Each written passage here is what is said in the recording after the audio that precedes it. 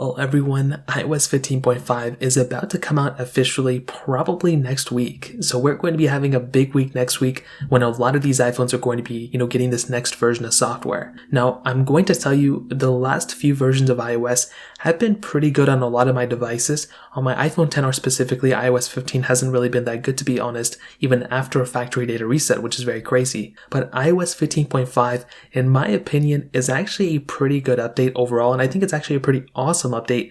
And the main reason for this is because Apple hasn't really been trying to push out crazy amounts of features. They're not trying to go ahead and just reinvent the wheel right now. They're more so focusing on improving and just kind of getting things situated and in a stable situation.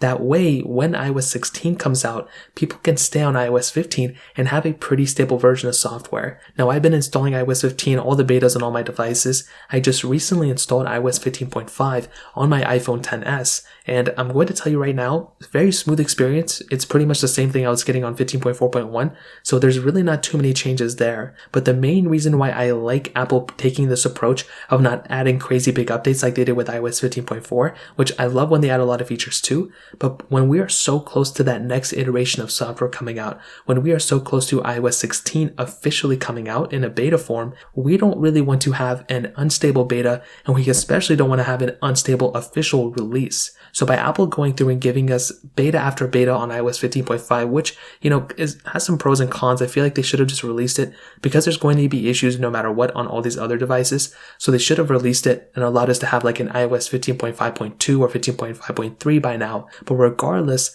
they're focusing on the stability aspect. Now, I also want to, have you remember that by Apple going through and releasing these betas and not releasing an official version, I am assuming Apple is spending a lot of time on iOS 16 and on that specific development. Now, last year on iOS 14, we did get a lot of iOS 14 updates.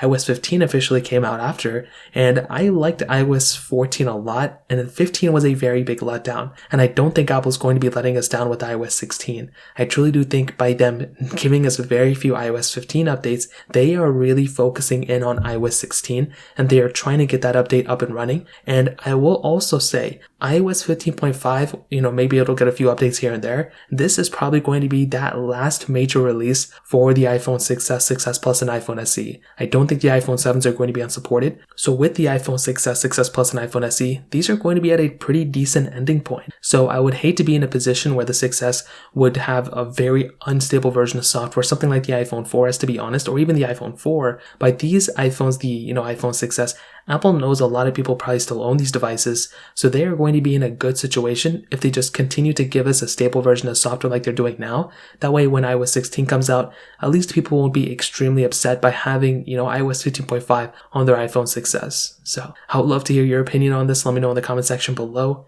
Hit the like button, that would mean so much, but definitely hit that subscribe button. More importantly than everything else, I love every single one of you guys. Hopefully I'll catch you guys in the next video. Peace out till then.